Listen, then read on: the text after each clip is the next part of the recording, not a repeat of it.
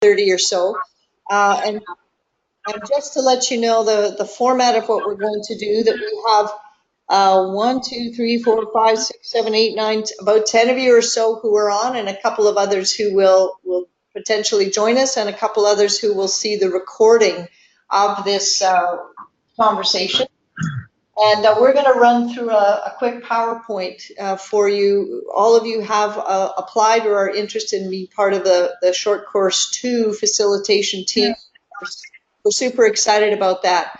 But we realized as we were in our last committee meeting last week, that to say Short Course 2 facilitator may conjure up Short Course 1 facilitator. And while that's sort of what we thought at the beginning, it's morphed into a little bit more. So we wanted to present to you our vision for Short Course 2 and the role of facilitators, so that you had a really clear understanding of where we're hoping we can take this professional learning opportunity for our folks. So if you're okay, I will run through a number of slides, and if you have questions, please either write them down or chat them in. We'll have a part at the end for you to be able to ask questions and throw in comments about what you see and hear as we have developed so far.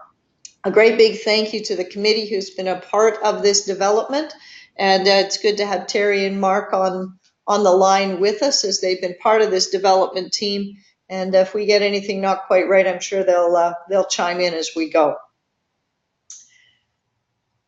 So the BC-PVPA UBCO Short Course 2 is called Leading Learning and Innovation, and it really is aimed at, as it says there, igniting the mid-career professionals. It became fairly clear to us that Short Course 1 has stood the test of time for people who are new to the position. But we wanted to be able to offer something for folks that had been in the position of principal or vice principal for 5 years or more, or whatever that may be, and allow them to be rekindled and re-sparked or ignited in a manner that would be hopefully helpful to them. Now, when we did this, we checked into the research a little, because we wanted to make sure that we were working in a format and providing a format that would be helpful. And what the State of Educators Professional Learning Survey told us was some of the key features, which are of no big surprise, of any professional learning and development program, is that there is quality content based on evidence, and it is really focused on student outcomes. That's why we're here and what we're doing. And it balances both the personal and the system voice together. That there is a learning design that is active and visible, collaborative, and job embedded, so that it is for people something that they can use on an ongoing basis. And also that there's support and sustainability within it, so that it's ongoing. It's not a one-off. It's something that is resourced, and that there's support throughout. And so we're hoping that what we've been able to do with Short Course 2 is address those. We looked also at some of the principles of effective adult learning. And we said, if we're going to work with these folks who are learners all the time, and also leading learning of adult learners themselves, we wanted to keep some things in mind, so that folks are motivated, that when they're in charge, they're that much more, it's more effective, and that we're leading people to the edge of their comfort zone. So the intent of Short Course 2 really is to push a little bit, and to have people be innovative as they move forward. We want the Short Course 2 to have action and experience, and that action really is that we hope will be a living thing for longer than just the 4-day summit. Learning styles, role models. So you're going to, at the course, we'll bring role models in, but we're going to learn from peers and then be supported through a facilitated program, so that sense of mentoring will be ongoing. So the adult learning is what we're about, and we're hoping that as we design this course, that those are brought forward. We also looked at the 7 principles of learning, of design learning environments, and this is where the innovation piece comes through. And what we know through the OECD handbook is that learning and engagement need to be central to the purpose of what we're doing. that it is social, and that learning is a social event. And so how do we encompass that within the course, as well as how to model that for our educational leaders as they move forward to lead others? Being attuned to the emotions, and we know this has been a very trying year for in many ways for a lot of our the members, and we want to make sure that we're attuned to that and have good balance. We know that there are differences not only of individual people, but of individual communities across BC. And so that we hope that we will open the eyes for many of us, but also be attuned to those that are different for people in their context. We're hoping that this will be both demanding and avoid overload. And that's a principle that OECD notes, and we want to try and do that so that it's not something that's going to be too much to handle, but it is going to actually require a little bit of work. The concept of assessment and feedback, particularly feedback, is important. So we wanted to see how we could intertwine that into the concept of the short course so that there is ongoing feedback. And that idea of horizontal connectedness is, how do we build more communities? How do we allow the communities at the short course itself grow and develop? And then how do those grow and develop for the people who are participating? So with those sort of principles in mind, we come from the idea of a 4-day course to, in fact, short course is a 12-month ongoing embedded learning opportunity. And as you can see by the pie chart there, it's going to start with when people apply, and there will be some things that we ask of them right off the top.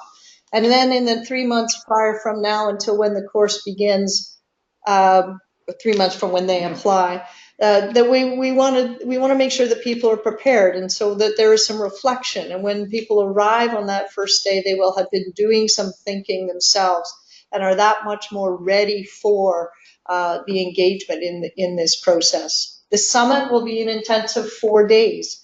And when I say intensive, it is intended to include all those other pieces of reflection, networking, social time, challenging time, all of those kind of things rolled into that 4 days.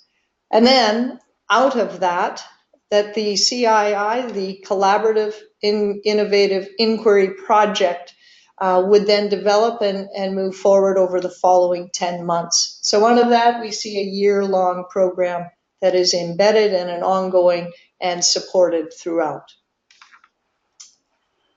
So what does that look like? Okay, let's take one step at a time. The application process. This is going to include a statement of intent. So we'll be asking the participants of this program these two basic questions. Why is participating in Short Course 2 important to you at this time? And secondly, what is your general area of inquiry? How might it enhance student learning in your context? So the idea there is that people really even in the program as to why they want to be there, what they want to get out, and also what area of inquiry that is attached to the student learning in their context that they might want to follow through on as they move forward.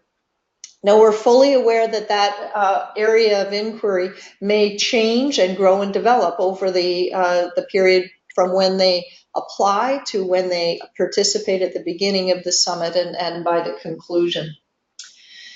So in the preparatory stage, and we just wanted to make note that this is an inquiry-based project, and we are going to suggest that the spirals of inquiry be the framework that people use as they work through their project. That is not to say that people, when they get to their teams, may select a different framework, and that's okay. But because we're not here to actually teach a framework, we want to see one implemented and move to that action piece. We're going to send everybody the playbook on spirals before they arrive, so that one at least can be used as the common language that we have throughout. Again, there may be others, and that's fine, but we're going to begin with that. Also, but in that first couple of months, we're going to be sending folks articles by the presenters that we have coming and other things of interest, just a little bit at a time every couple of weeks. We're very aware that there's a very busy time of year, but sometimes that just a little spark will keep that preparatory reflection going. And so we want to spur that on. As people will be sending to us their general areas of inquiry, we want to commit to everybody that we will send all of those areas, once we get them, back to everybody else. So all participants in the course, before they arrive, will have some idea of the kinds of inquiry projects that people are thinking about, what's driving them to be innovative as they move their schools and their students forward, and how might you relate to some of those. As opposed to not hearing about it till the day you arrive, it again will provide a little bit more reflection time as you prepare.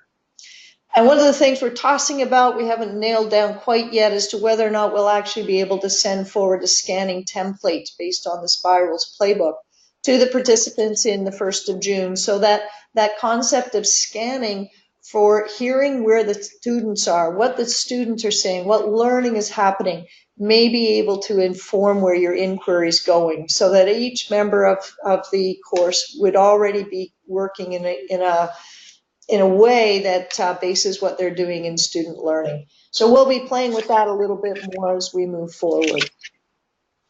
So once everyone is prepared, you're going to arrive with us to join us on July the 10th to the 13th. Now, facilitators will be asking you to join us on the Monday prior, and didn't put the training session in. There will be a training session as well for facilitators once selected in May. So we'll come back to that in a little bit.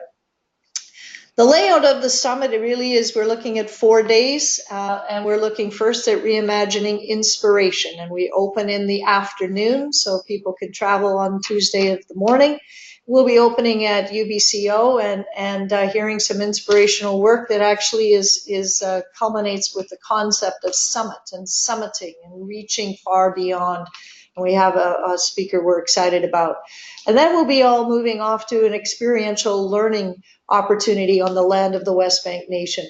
And I don't know if that's where Terry is right now or not, but we're excited to be co-planning that and co-constructing that with them, so that our learning begins right off on that day on the lands of the people of the Okanagan. Wednesday, we're going to reimagine leadership. And in this, we'll be setting the conditions for learning with Sabra, who is, I think, has clicked onto the line, I think, and with Jamie Robinson, Sabra from UBCO, and Jamie from the Kelowna School District, as well as with David Istance and Amelia Peterson. We're extremely excited to have these folks join us and be our thought leaders on Wednesday in both the morning and the afternoon, as they provide us with some international data and experience that talks about how we can be those innovative leaders in our system. On Thursday, we're going to look at reimagining innovation, and we're excited to have David Weiss be part of our program. He, in fact, will be Skyping in from Jerusalem, but he is somebody who works from the business in a business world, really, and talks about how we not only are innovative ourselves, but really how do we be a leader of innovation, which is sometimes different than just having a really good innovative idea. So we're excited to have him on board with us, and then really excited to be able to send participants out into the community on a field experience, so they'll be able to see some of the leadership, innovative leadership that's happening in other sectors that may inform us as we move through refining our own projects.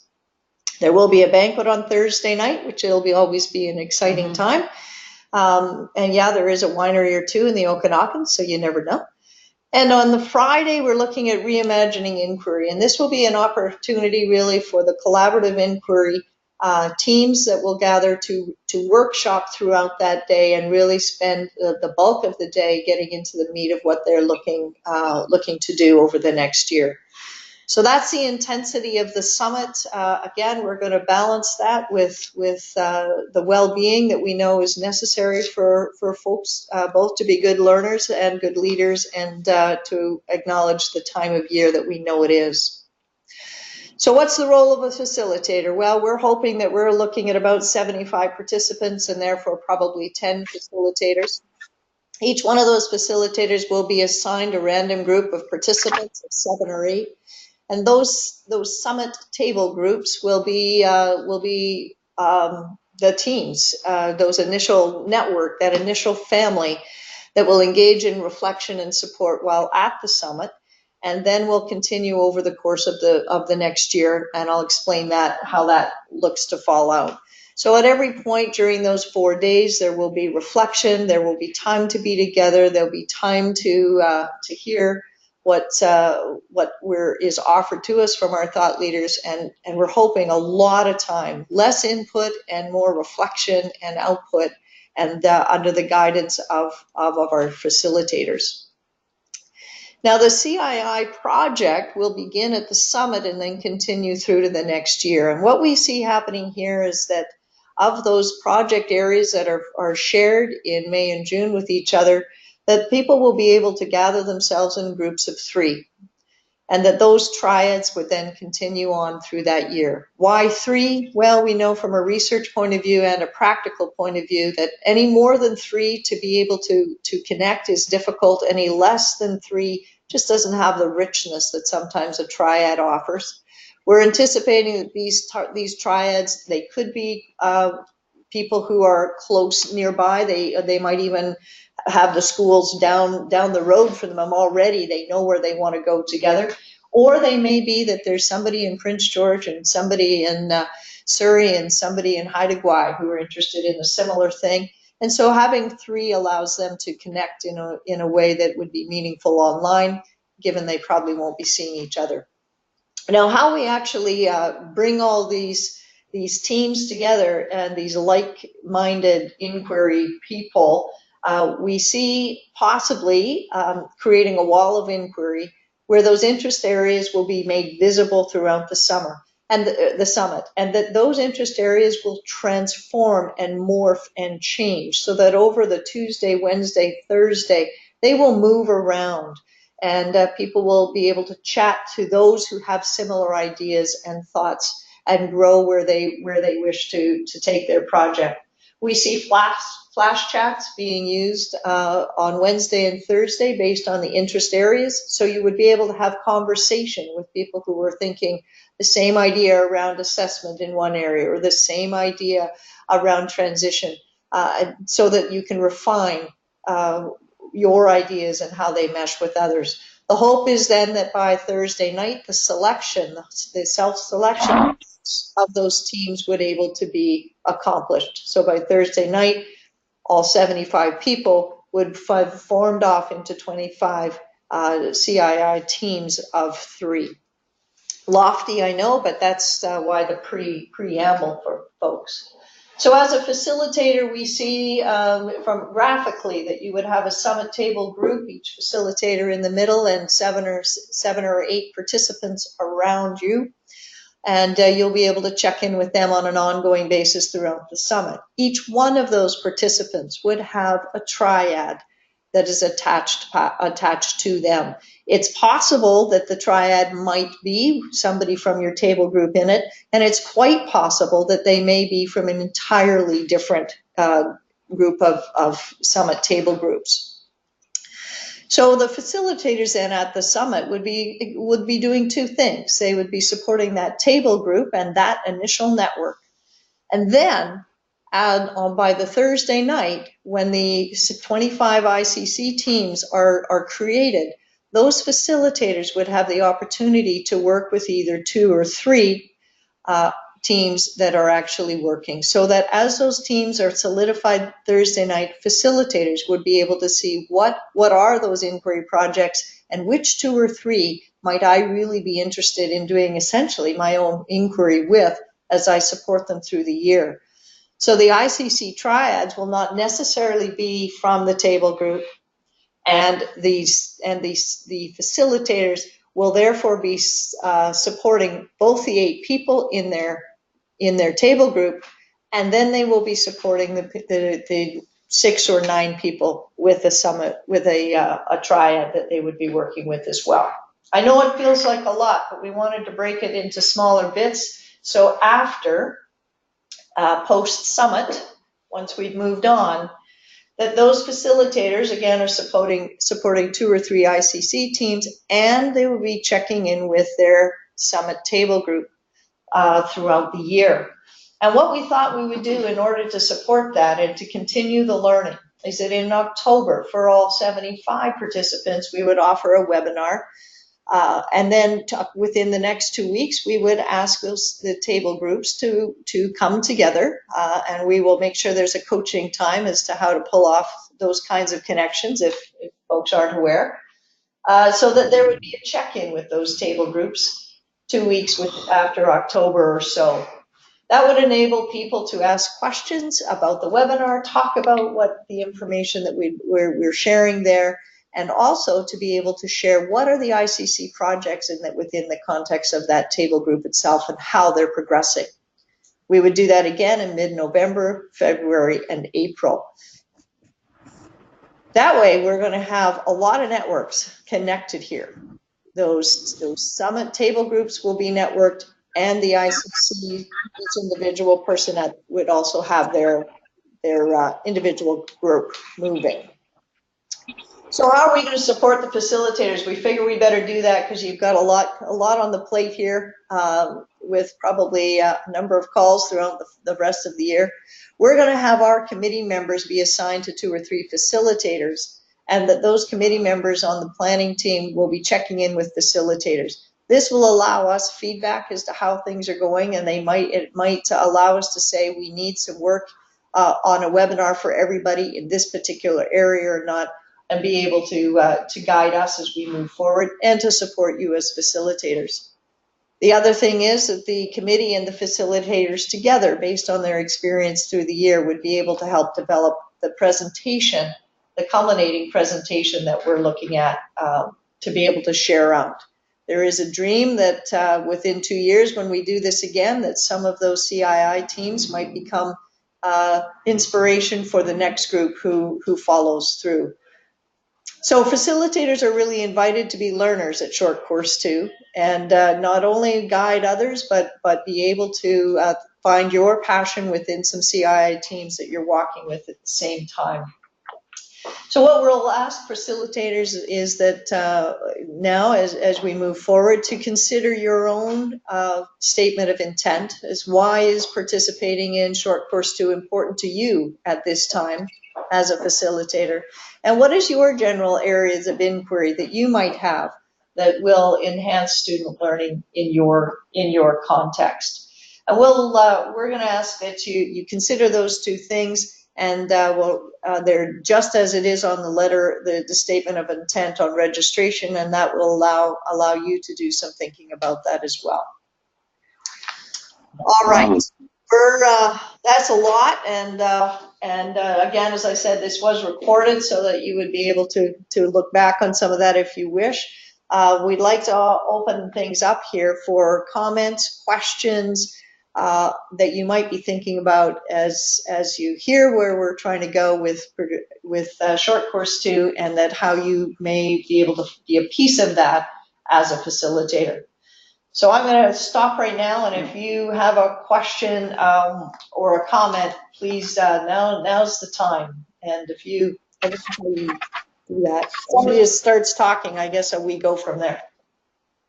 Anybody, questions or comments? Anything on the questions, the content, the process, your role, timelines, application?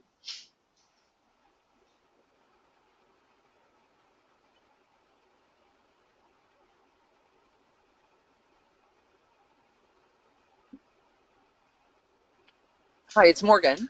Hi, Morgan. Hi. So in terms of the process, if the application is put forward, what is the process and timeline for selection, and what are the criteria around selection? Morgan, we're going to do this fairly quickly. So we have already had some people apply to be a facilitator, and which we really appreciate. And that application is the general application to BC-PVPA to be part of a committee.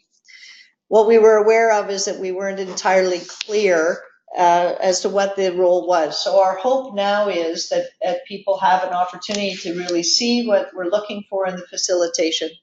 For those who have not yet filled in that committee application, that they will do that, and that they and anybody who wishes to continue to participate in this will now send in for us that those two questions that we just spoke about. I'm just going to go back here for a second to those two questions there. And then what we will do from that, we'll be looking for people who are both have that passion for learning and have had some experience in some form or another of being a facilitator and or coach, and to understand the kind of working with a small group of team and moving someone's learning forward. So we'll be looking for those kind of things. And we would like to set 10 people with the potential of a couple others as on hold. We're anticipating 75 people. That's our hope. We'll be applying. If we happen to go to 100, we'd need a couple more facilitators. Flip side is if we happen to only go to 50, then we're going to need fewer facilitators. So because this is a bit of an unknown, Morgan, to be honest, it's a little flexible, but the criteria that you're speaking about is really the passion to learn, the areas, knowing why you want to do this, and the experience that you've had of leading small teams forward in their own learning. So if we can get those statements of intent within the next week February 27th is the date, then we will have this nailed down by the 1st of March. Is that? Great, thank you. I got two questions. Can you hear me? Hello, Darren. Can you hear me speaking? Yes. Yes. Can you hear Okay. us? Yeah, I can hear you very well. First question is with respect to the threshold for participation. Have you got a low end? Like if you mentioned 50, but if you get 30, do you have a cutoff point where it won't be a go? We will certainly have to have that, and that'll be based on budget, Darren, and so we'll be running those numbers to make sure. Our goal is to have it go, that's for sure. But because we have some pretty high-end speakers and whatnot coming in, the budget's fairly large, as you can imagine. So we'll have to figure out what that low end is. It is being supported through the ministry, so we're hoping that they're pretty excited. We're all excited. So I think if we get the word out, we haven't really considered a low end because I don't think we think there is one, but there might be. So we'll have to know that. Okay. My second question was with respect to the process for facilitators. You mentioned by the 27th of February. Do you want us to resubmit? Is there a form you're going to circulate again, or do you just want an email statement with our responses to the two questions?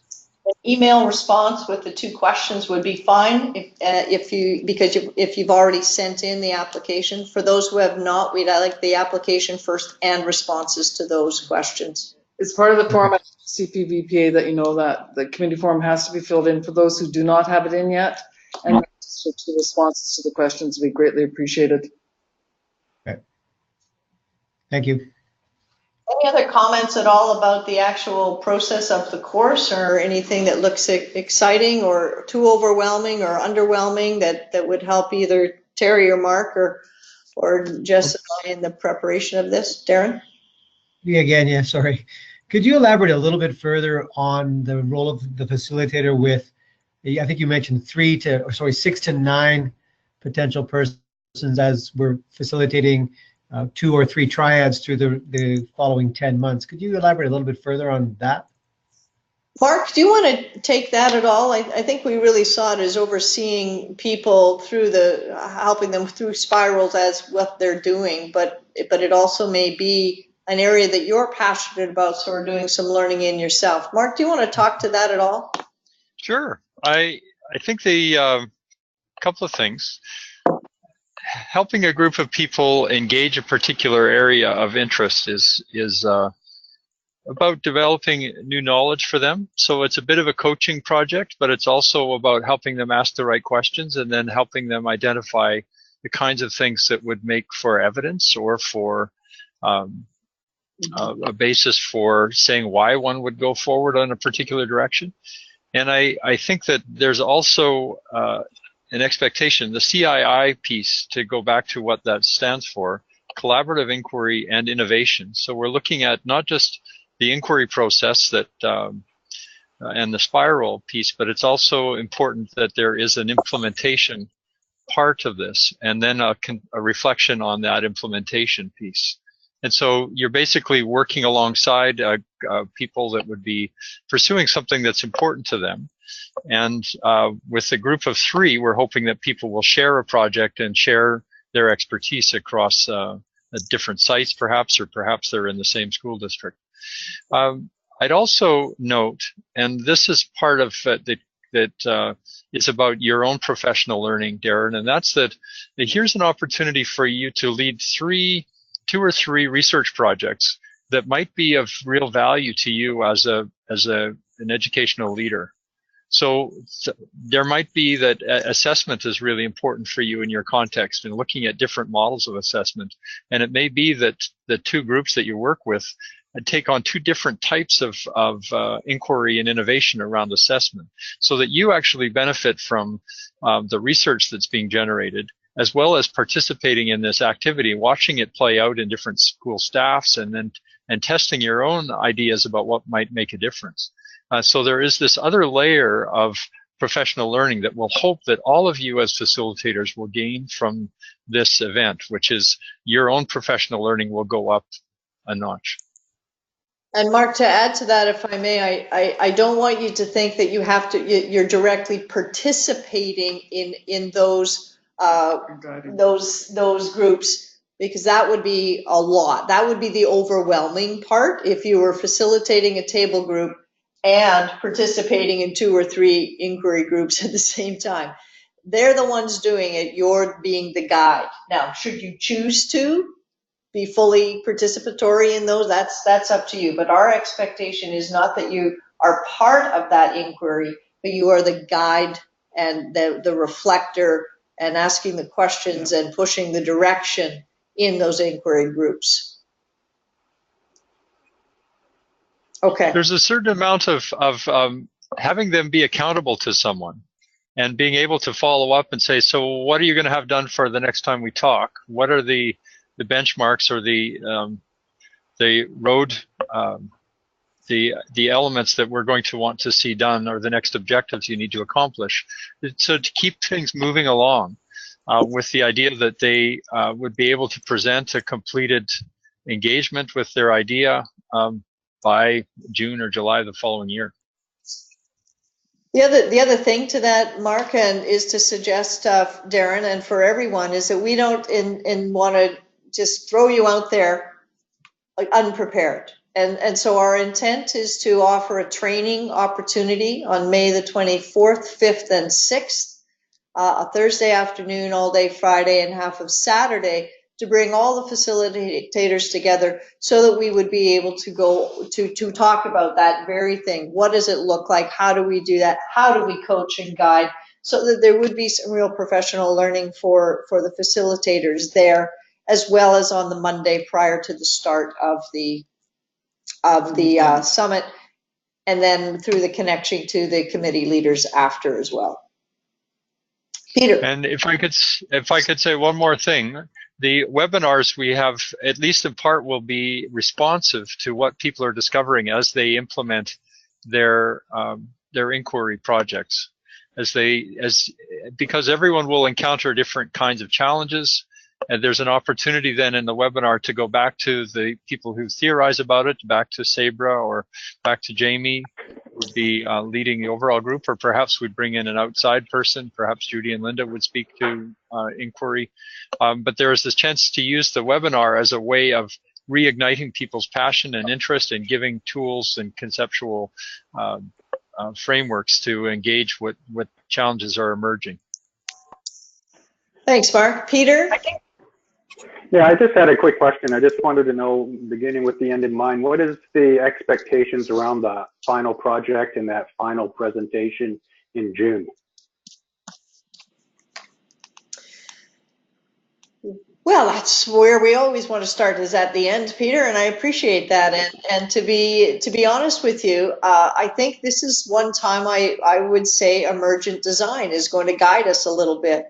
I think we see a number of possibilities, and whether that final project is going to be the production of our book that we eventually put together with these stories, whether it is small ignite sessions that people do that report back, whether it is the kickoff to the next short course too, that they become the inspiration to it.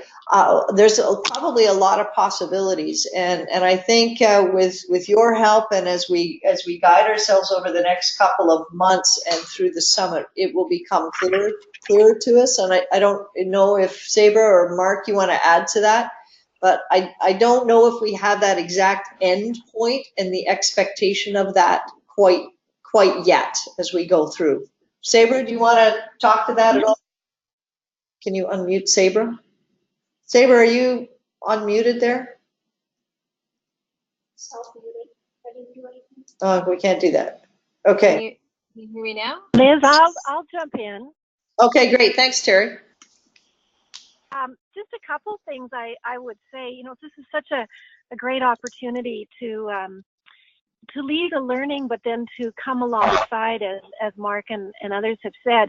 We've talked about being able to document the learning through Adminfo as a possibility of sharing the stories provincially and beyond.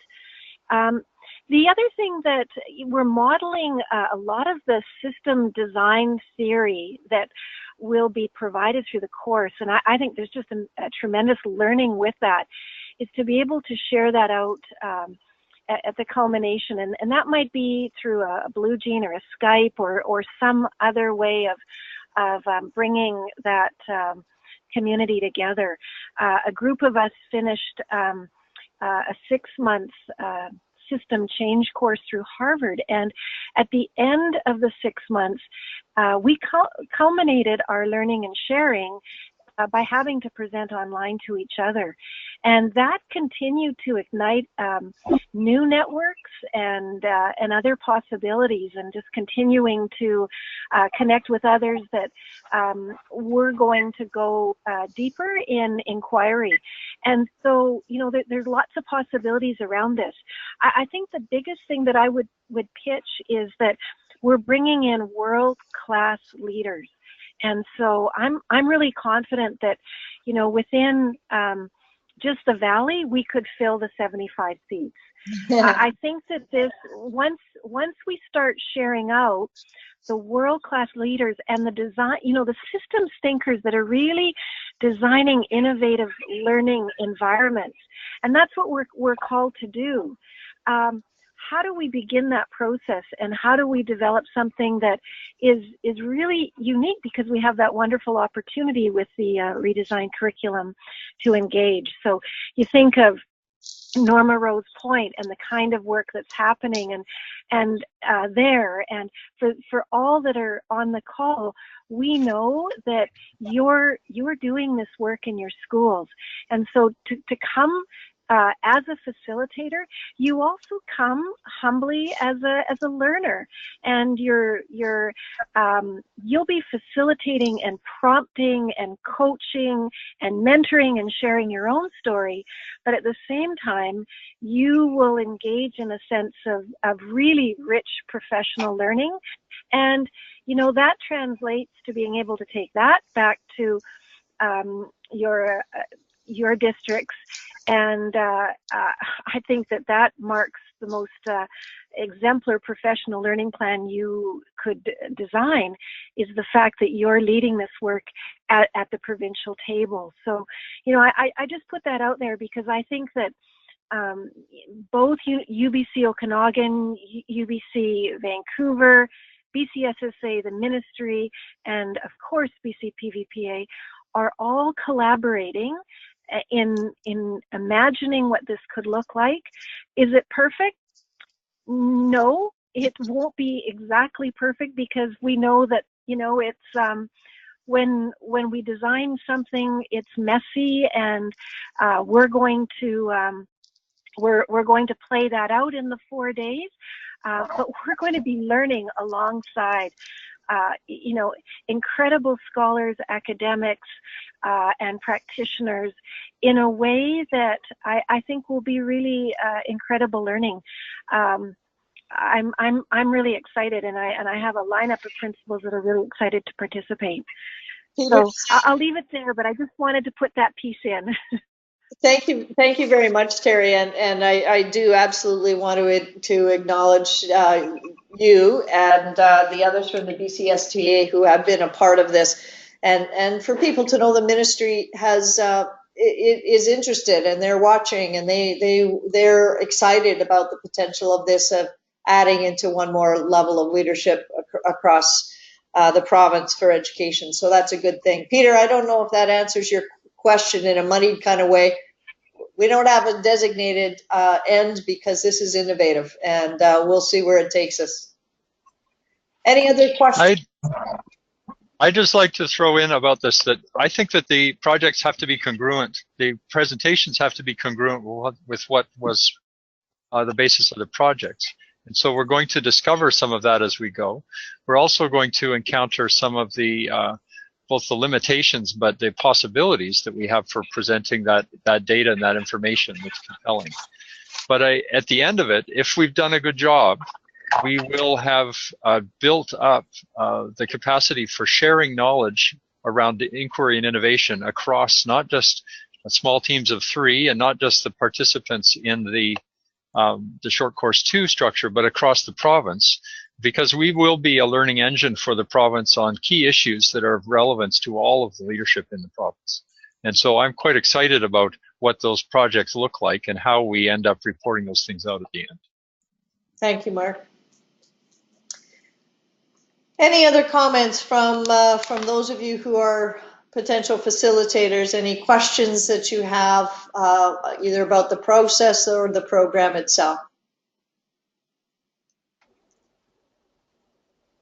I'm Morgan here. I was excited about this, but now hearing more about it and the potential as a lead learner in that is really exciting. So kudos to all of those on the committee for putting this together. I guess I'm curious about if this came as a result of the coaching opportunity that BC PVPA put out a few years ago that didn't fly. Is this a result of we need to do something to assist practitioners out there as leaders, and that this is what ultimately came from that? Because I've heard mentoring being used several times, but I've certainly heard more of the term coaching through this model. Thanks for that, Morgan. No, I don't think it is a direct connection to that program necessarily. I think the auspices for this, of course, is just providing options and opportunities for professional learning and development for all members.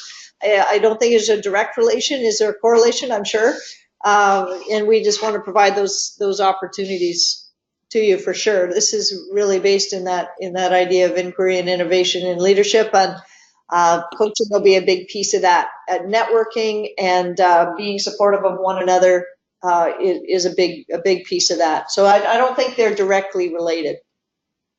Thank you. I'll jump in, Morgan. It's Terry, and the last few years as a kind of a pseudo helper facilitator at Short Course. In my group, I had a number of experienced principals and vice principals that were coming back to Short Course for a shot in the arm, an opportunity to kind of connect with those who are starting out, wanting to rehear the content of Short Course, and out of that we started to think, gee, I wonder if a Short Course 2 for mid-career principals and vice principals would be something that would re-energize, revitalize, provide deeper theory and content in designing innovative learning environments. So it really came out of some of the conversations and the participants that were returning to Short Course that were not new and nearly new, but really wanted to be there for all the right reasons. And that's wonderful. Thank you so much. And in lots of ways, it was hatched over a glass of wine or two, and here we are going to find ourselves in the midst of the wine capital in the country. And so we're excited about how it's all coming together. There is much more to be done, and we are excited as we move forward as a team who are doing it, and really would love comments or any guidance you want to give us as we move along.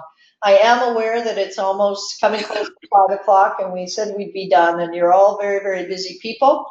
If you have any further questions or comments, please feel free to direct them to Jessica or myself. If you would email your statement of intent, those 2 questions, to Anne-Marie, who is handling all of our background work for us. Here, wait. Hey, there she is, wave. Woo! She keeps us going. That would be most helpful. And please, if we will get back to you when we've got these decisions all made. It's a tough one because we are very aware that the caliber of people who have stepped up to be facilitators is outstanding. And if Terry's right, then we'll have you all if we're moving in the direction that we are. Keep May 24th, 5th, 6th on your calendar available for training if we're able to do that. And if we can nail this down even before the 28th, it would be good. But what's the date? We said for the 27th, but it'd be great if you get it in around the 23rd or the 25th. If we get them from all of you folks in the next couple of days, we'll have this even earlier for you. All right. Anything else from anybody? One quick question. Where would this be archived so that we could go through it again to digest a little bit more and process anything that we might have had questions about? We will send you a link to it because frankly, I don't know the answer to that yet, but we will. And we will send you a link so that you can find it. Perfect. Thank you. Thank you, everybody. And can I just leave with one note? I'm on West Bank First Nations Reserve, listening to the wonderful dialogue this afternoon, and there are 5 baby eagles flying over me. I just have to say, it's the most remarkable scenery. So, you know, that and the beautiful scenery of the Okanagan, I hope all that are online still will consider coming and spending a little summer here. Thank you very much, Terry. Thanks, Terry. Thank you. You're welcome. Any other comments? Let us know. Thank you very much. Bye. Thanks. Bye.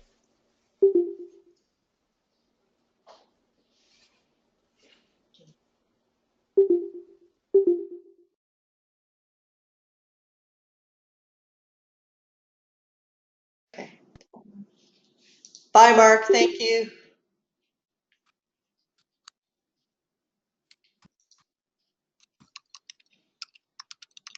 Oh, is he talking? You want to talk to Mark? Hang on, Mark.